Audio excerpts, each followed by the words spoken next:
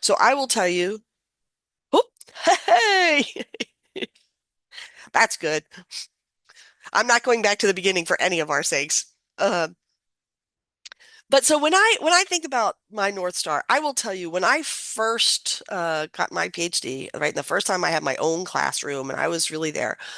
I had heard from a faculty member in my program that the place where you can really either have wild success with students or where you can really have things fall apart is if your expectations are either well aligned or not well aligned. And so that was my North Star when I first started. How do I make sure that whatever my expectations are completely clear to students, why my expectations are what they are, so that nobody comes out at the end of the semester or the end of the term and says, wait, you meant we had to do this? Or even at the end of an assignment, wait, you wanted this? That was my North Star. And I will tell you that North Star lasted for a couple of years where I was just focused on clarity, being really transparent about what's in my class and what I'm expecting of students and all of these things.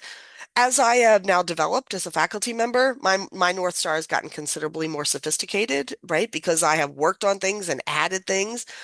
But I do say for whether you're a brand new faculty member or whether you've been teaching for 25 or 30 or more years, right? Like if you're like me, where you're measuring in decades and not years anymore, um, it's really important, I think, to just figure out what you care about right now, right? Because that lets you then, when a professional development opportunity comes up or a book comes up, you can either say, yes, I'm going to invest the time in working on that or not working on that. So maybe right now you want to really say, I need to take every one of my classes and whittle out all the topics until I have what the core ideas are in those classes. And I really want to build every class I have around the few big ideas that are in there.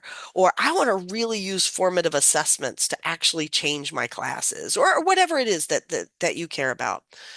So for me, this is the Laura Schueller 2026 North Star, right? This is my North Star.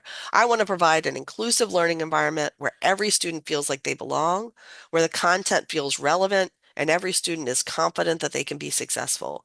I want to align my assessments with learning that I've inspired based on a critical paring down of course content and offer regular, meaningful feedback to student work to create a productive learning cycle.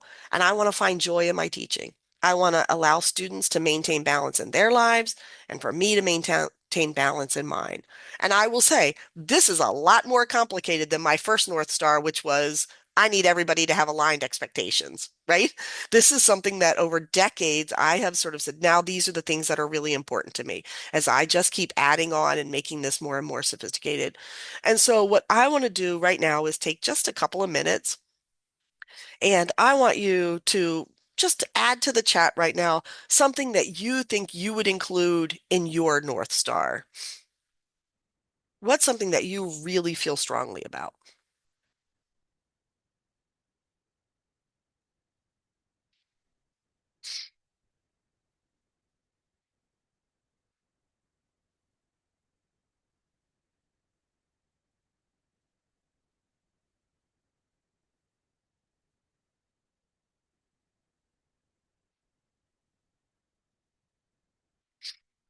Oh, I love that. Helping students believe that they can do math because, newsflash, they can. I will say, Kim, I think that helping students, oh, now I'm gonna see they go so fast and I lose them all, right? This is the thing with me, but really getting students to participate in class, it's a funny thing. I think I think we sometimes use the phrase active learning. And what I wish the phrase was engaged learning, right? Because I have to say, like, so for example, I can give poll questions, right? And the students can click the button and like physically they are doing an activity. Okay, but that doing the activity is not what makes that. It's the reflecting about it after. Okay. And engaging students in these math conversations, yeah. It's funny how often that confidence comes up. Um, yeah, have students thinking about mathematics. I just love this. Helping students see that math is relevant. So clearly that was one for me too. That it can be fun. It's funny. I'm sure some of you have heard me say this before, and if so, I'm really sorry. But we often talk about intrinsic motivation, right? Like I just wish my students had more intrinsic motivation. I would like to give you a news flash here. None of us has intrinsic motivation. What we do are the things that we value, the things that we care about. And if you ask me to do something that I don't think is valuable and I don't care about, like you maybe heard me give the example. If somebody brought me a bucket of sand and said, you need to lay these grains of sand out one at a time along a full block of sidewalk, I'll be back in 10 hours and see how much progress you've made. I would say, no. Are you out of your mind? And if they came back and said, don't you have any intrinsic motivation? Do you need me to of course not, because this doesn't have any value for me. I don't believe in this. And so trying to get our students to understand that really means being relevant for them. Um, and then math is usable to, I love this that we have people that have things that are really different, right? Math is a usable tool and math that's really beautiful beyond its usability, right? Like, and so people have really different opinions. And I think that's why for me, this North Star thing is so important because we don't all agree. Right. And if we're going to really teach the best classes that we can teach, we need to pull the things out that we really care about working toward. So, I'm gonna just keep us moving here. And so I would encourage you, in addition to like after you sort of pick your North Star, to just choose one or two things inspired by your North Star that you might like to work on, right? So maybe you say, I'm gonna rethink one of my courses by focusing on it just having a few big ideas instead of what feels like the 75 topics that I'm currently trying to cover every semester. Or I'm going to really mitigate power dynamics in my classroom. And just think about how you're going to really work on those one or two things in the semester that comes up. So for me, the North Star is a way to sort of funnel my energy into finding a couple of things that I really want to work on, and then choose a couple of them and do it. So it's not enough to have a North Star.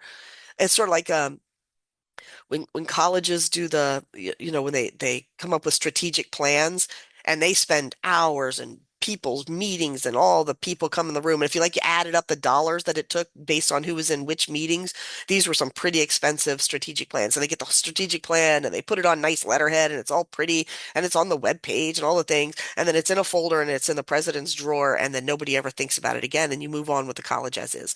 Okay, so this is the same thing with the North Star, right? It doesn't do you any good to build a North Star if then you don't working toward it. But you also, even your North Star, pick one or two things that you would like to do. So my example that I'm going to talk about today is like business calculus. Okay, I don't know how many of you teach business calculus. How many of you, when you teach business calculus, you feel like I am teaching 173 topics at a level that is exactly 1/8 of an inch deep, right? Like I am going to do all of differential, integral, and multivariable calculus. I'm going to do all of these like applications and everything. And then I'm going to end the semester and the student's going to say, what in the heck is that class even about? Right? If you came back to them 9 months later and said, so what was business calculus about? Right? They would likely give you some inane, like minute thing because that's the thing that tripped them up and they spent so much time working on. But it wasn't one of the big pictures. And so my thing, when I chose one, I wanted to decrease the number of topics in business calculus. This was one of the things that I was going to work toward, right? To make time in my class to do the things that I really wanted to do. And I always say, okay, so how do I even do that? Right. So for me, what I did was I started with the catalog, right? Okay. What did the catalog say? The catalog gave me a description and some student learning outcomes. And I will tell you, they are really, really like a 10,000 foot view, maybe 30,000 foot view, right? These are, and I realized, wow, I have 125 topics. Do I really need to do all of those to be able to meet these? And the answer is no. No, I could probably take out 2/3 of the content and still have a really meaningful class. And so I think that's part of is giving yourself permission And the reality is sometimes you don't have that permission. Sometimes you have, right, maybe you have a really highly coordinated course and so then that's actually something that you can't do right now. But a lot of times there are things we can do, right? So somebody says, yeah, you can do whatever you want as long as you use this textbook and, right? Like, so there are all the ands. As long as you use this textbook, you do the things that are in the course description, you meet the student learning outcomes, right? You can coordinate. I'm not saying that it's easy, but you could do those things. So let's say I wanted to start with that. So then I would go through it and then took my list of topics, eliminated a bunch of them, thought about, oh, but if I eliminate this, then I'm also eliminating that, and all kinds of things and really cut down so that I had a really streamlined, and by that I mean skinny business calculus. And it's not that I wanted an easier business calculus, it's that I wanted time in my business calculus to actually help students make meaning of all of the topics that we were covering, to do that kind of sense making, and to really have them be able to come out at the end and give sort of a couple of sentence description about what business calculus was that did not want to make me cringe and jump under the bed, right? And so and so this is what I'm talking about, right? I took one thing. I said, I can't do everything that's in that crazy thing in my head. I can do one thing. I can decrease the number of topics in my business calculus. That's what I'm going to work on. That is the big thing. So that I don't end up with this buckshot of, oh, I'm going to do a little bit of things here, and then I'm going to do a little bit of things there, and a little bit. I really wanted to focus on this. And then once I decided that, once I started making decisions about that, then I had some critical questions to ask, right? Oh, the first one I talked a little bit about already. What am I actually able to change or control? And what is really outside of my change and control? Because, right, sometimes I don't get to choose the textbook. Sometimes I don't even get to choose the topic list. Sometimes I don't get to choose, right? Maybe we're giving common exams. Maybe we're giving, like, there's all kinds of things, right? So I do have to really think about what am I able to change and control? But I think the part of that question for me is to not give up. Just because I can't control everything, it doesn't mean that I can't control anything, right? Think about what are the things that I can do. And then to ask what is a sometimes really hard question. How are the different groups of students going to be affected, right? So what topics, if I pull things out, how are students who are then going to use that as their course, who are then transferring to another college, who's going to expect them to have seen that topic, how are they going to be affected? And the answer might be not at all, but and some are going to be really negative, and then some are going to be so positively affected because there are so many fewer topics. And but it's important to whatever changes you make to make sure that you ask about how the different groups of students are going to be affected, and then pick a first step. Make a first step toward implementation, right? This is the thing. I will tell you, I don't know, not everybody is like me. I know that. But for me, once I take that first step, that's the really beauty of this sort of obsessive compulsive personality I have. Once I take the first step, I'm going to take the second step and the third step, and I'm going to keep going. But if I don't take that first step, it's like if I don't open the bag of chips, I'm good not eating any chips. Once I open the bag of chips, we're picking like potato chip dust out of the bottom of the bag in like 15 minutes. Because once it's open, once I've started moving on it, it's going to go. And then a newer question that I didn't used to ask, right? But I do ask now whenever I'm trying to make a big change is how might technology help? Right? Whether that's AI or whether that's some other tech, are there things in my learning management system? Are there, right? Even Google searches, right? Are there other people's things like how can technology help?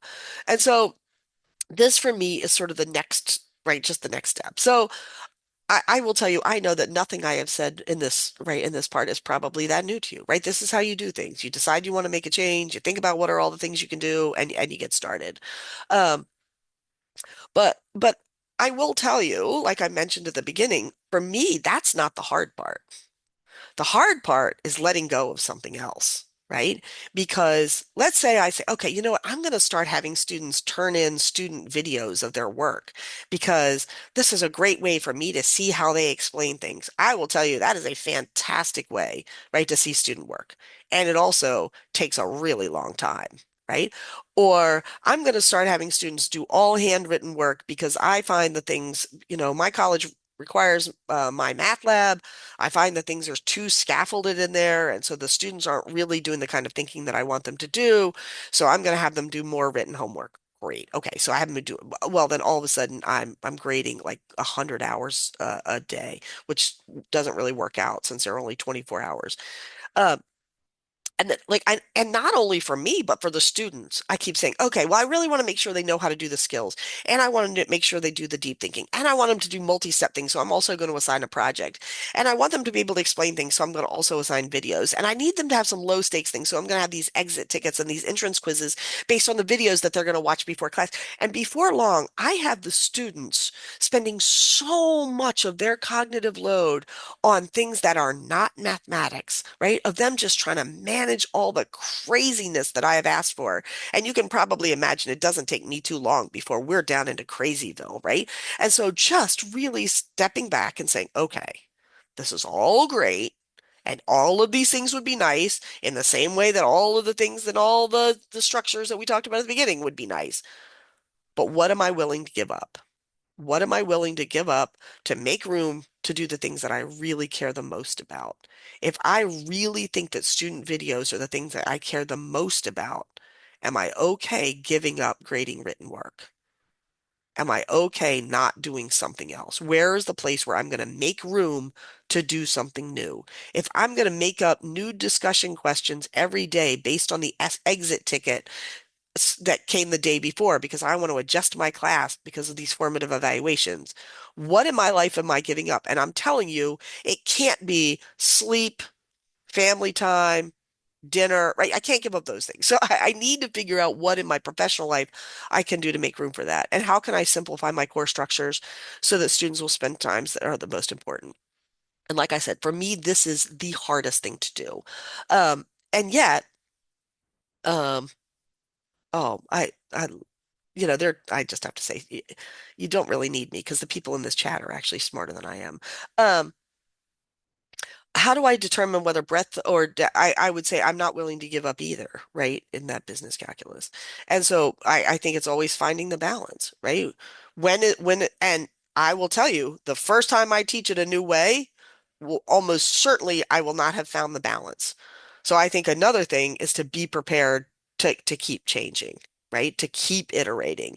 If you wait until something is perfect to do it, you will never do it, right? So change something if you say, okay, wow, we had a lot of time for the projects or the group work or to do deep sense making, but man, we did not cover enough content. Okay, now I got to pull back and put some stuff in. Or if I took some stuff out and I thought, man, not only did we not miss it, we could have taken out some more, right? And then go on and there. But it's just a constant iteration. So right, in the same way, I will say that this slide is funny because it's related to that same thing. We have done this in courses. We just kept adding things and kept adding things and kept adding things, and we never took anything out, right? And it's the same thing.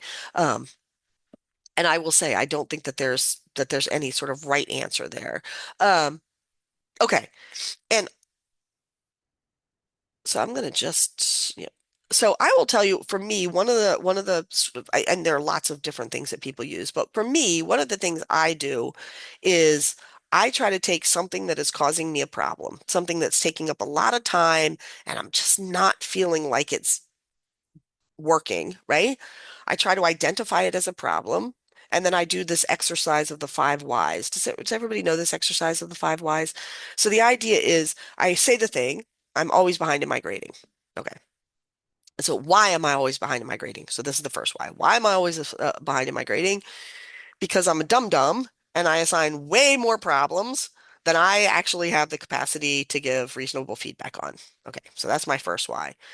And then my second why is why are you a dum dum and assign all too many problems, right? Why is that? And if I'm honest with myself, it's because deep down I believe that if I do not assign these problems that I'm going to grade, that the students will not do the work. They will not engage in this content, right? That is my second why.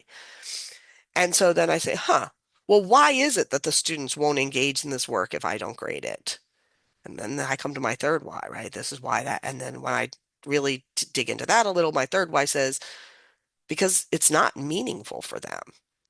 All they're trying to do is check a box in this class. I have not, this is not a thing that is meaningful for them. They do not think that this has value beyond what they need to do to to get a grade in this course and move on with their lives. And so then I come to my fourth why. Why is it that students don't think that this is meaningful, right? And I will say, then I'm back to me again, because I have not invested in making sure students understand what the value of this is to them, or and made sure that what I'm doing actually is meaningful for them, right? And so then I get to, and then I get to my fifth why. So why haven't you made time to do that? And I will say I have two answers there, and neither one of them are comfortable. One is I actually don't believe that this is meaningful sometimes, right? And so I'm thinking, yeah, but it's just on the list, so I do it. Um, or the second one is, because I just figured, to be honest, if I tell them to do it, they should do it, right? They should just trust me when I tell them this is important and they should do it. Well, both of those are terrible answers, right? For that fifth why. And remember, all of this came from why am I behind in my grading? Right. And so then I dug down, dug down, dug down, dug down. Okay. So now if I'm going to make sure that I'm not behind in my grading, I need to fix all the whys all the way down. Right. And so to me, when I'm trying to think about what I can spend less time on, where I'm going to throw some things out, I often do this exercise of the five whys. And so I encourage you, this is really, I know, like if we were in a 3 hour workshop together, I can tell you all these things where I say I would encourage you, we would do them together, right? You would pick a thing and we would look at them and we would discuss them. And well, that's just not where we are today. Um, but I would encourage you to select a classroom problem and do the five whys, right? Maybe your problem is my students don't do the pre-work before class, like you do a flipped classroom and they just don't do the pre-work. Why don't they do the pre-work, right? And start working your way to the five whys down there. And sometimes you can get to a point at three whys where you're like, oh boy, okay, I see what I need to do. Or you get to a place where you're really stuck. So I'm not saying that this is always going to give you something, but for me, forcing that next why always gets me thinking deeper about like what's really happening in these things. Or I never finish everything I want to do during class. Like, I don't know if any of you have this, but like, well, we see it in these talks, right? We prepare our stuff and we're like, I could talk for 14 hours, right? And yet I have 40 minutes. Okay, so what am I going to do with that? And why is it that I do that, right? I feel like, oh, if I don't talk about it, they're never going to learn it. Like, why do I feel like that? Like that's a crazy thing, to be honest. And then just keep doing those why. So when you're trying to figure out what to let go of, I find that the five whys helps me think, okay, wait, I was assigning way too much homework, right? I can let go of some of that for them and for me because it's not really necessary. And I was able to unearth that in some of my whys. Okay. So now we've let go of all the things that we want to let go of. Ha ha ha. We've decided what are a few things that we really want to work on that are going to help us move toward our North Star because we've developed this great this North Star. And then and now we just need to sort of move forward. And so in the process now, I think you need to just stop and think about what is something that you might do differently. What's one thing that you might do differently in the fall? And before I say anything else about this, I want to come back to, and boy, here we're gonna about to see. Do. Are you getting motion sickness? Maybe I am. Oh, too far back. The last part of my North Star was to find joy in my teaching, right? To allow students to maintain balance in their lives and me to maintain balance in mine, right? I will tell you, this is one of the newer things that got added to my North Star because my North Star was always based on sort of what are the things I need to do to maximize student learning? What are the things that I need to do to make? And I realized if I am going to be a good faculty member and a good teacher and a good example to these students, I have got to have joy, right? And I have got to let them have some joy also. And so when I'm really thinking about what I want to prioritize, because this is the newest part, and so it's the part that I have done really the least work on possibly toward my North Star. This for me is a priority. If I'm choosing one thing that I'm going to do differently in the fall, I have to say, for me, this is just the me because it's my North Star, right? I have to say, yes, this is going to allow students to maintain balance in their lives better, or this is going to really help me maintain balance in mine, or this is going to really give me some new joy, right, in my teaching. And so, even though I know there are 1,000 things that I could work on, for me, this is what This is what I would focus on. So I will tell you, oops, sorry. Um, when I'm thinking about what I might do differently, right? One of the things that I might do differently is assign a lot less written work, right? And have a really focus on more discussions and more places and videos. And I'm not saying that it's the right thing to do necessarily, but it's something that I feel like I want to experiment with in my own classroom. So what I would like you to do now is spend a couple of seconds in the chat and tell me what's one thing that you would like to do differently in the fall. It could be something really small, it could be something huge.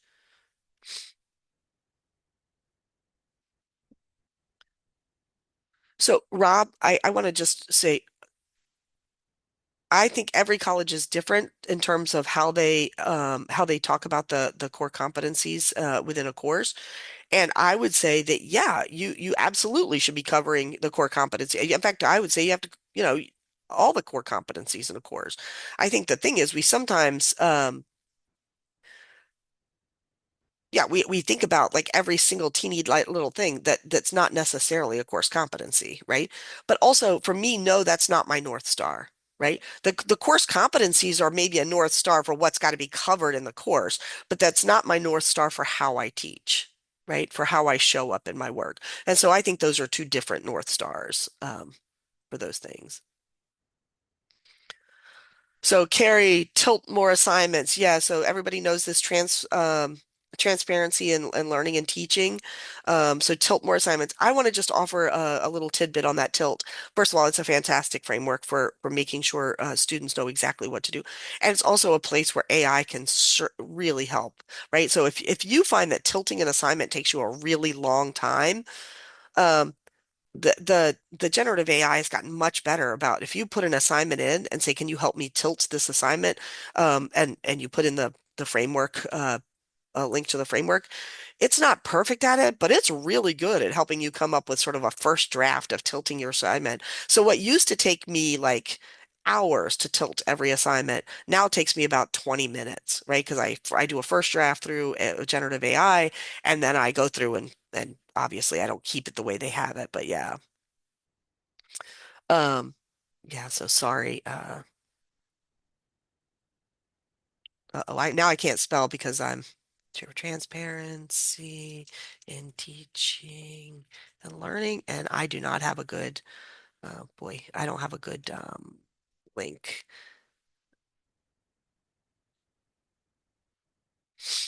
Have certain assignments be for practice and others count toward the grade. I think that's a great, right? It's like and thinking about when do I really need this? I have to say for me, one of my earlier things that I really worked on a couple of years ago was flexibility. Thinking about when I can be flexible and being really clear in my messaging when I can't be flexible. Like, this is a deadline. I cannot move it. I cannot change it. We all need to be on track for this deadline, and this is why. And here are some deadlines that I can be flexible on, right? But really not just saying I'm laying down the law, everything has to be done by 10 a.m. on Monday for every class, whatever. But really thinking about for each component that I'm asking from students, when is flexibility going to help them, and when is flexibility actually going to make us not be able to do the class. Um, yeah, I really like this part. Um,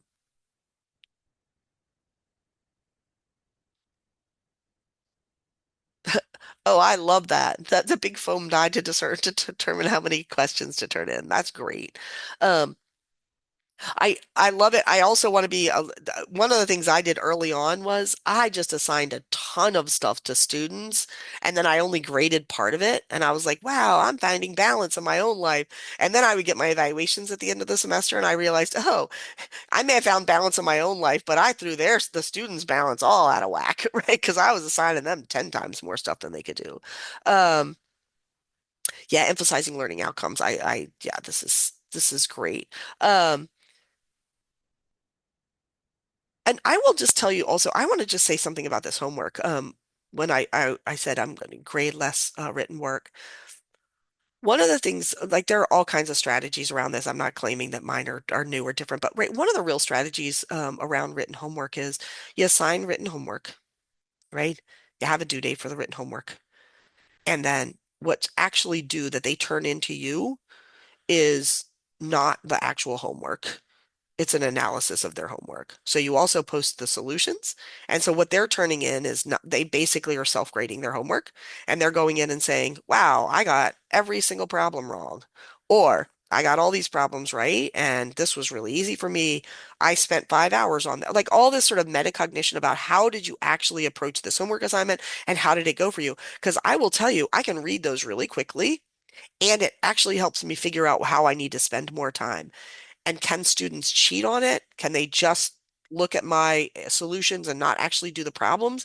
Of course they can, right? Newsflash. They can do that even when we're having them turn in the problems, right?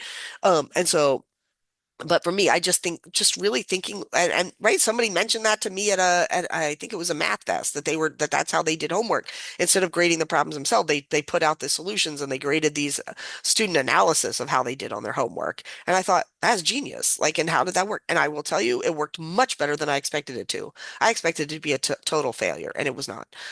It wasn't perfect, but it was not a total failure. Um, yeah. And so I just. Yeah, everybody just, oh my gosh. Yeah, this is what I always say this, right? My talk needs to be 10 minutes and then we need 30 minutes of people sharing stuff and like, get me out of the way. But yeah, there are some great things in the chat. I will tell you if and by the way, Carrie, thank you for sharing that link for the tilt that I did not have. Um, but there's all kinds of great things and I just encourage you really I know I said it already and so I'm sorry about that, but think about that North Star. Think about what you really care about right now. And it can be completely different 2 years from now, right? But think about what you really care about right now and focus on things that are going to help you so that you don't end up like just grabbing onto every possible professional development that comes your way. It helps you. I will say creating a departmental North Star can be really fun in terms of deciding how to bring in professional development and things if you have like the ability to do some of those things, work on that North Star and then pick something, right? That you think that you want to try to do differently that's going to help you get closer to that for the fall and pick something and either using the 5 whys or some other thing, pick something that you can get rid of, right? Or that you can shrink to make room for something that you're going to do that's also going to be new and different and therefore time consuming, right? As you reflect on it. And then don't be afraid to throw something out if it doesn't work, right? Try something. If it doesn't work, throw it out and try something new. And so I want to just say, I know we only have 1 minute left, and I'm going to try to actually stay right on time here. If you have any questions and ideas for the good of the group, I encourage you in the next 45 seconds to throw those into the chat, although there are already tons of them in there. And so I don't feel so bad about only having 45 seconds for that. And I just want to say again, thank you so much for being here with me and in this time. And if you don't recognize this bridge, you should go to Chandler Gilbert. It's magnificent. Um, and it's on their campus. But thank you all, and I'm going to stop talking now. And I'm going to stop the recording.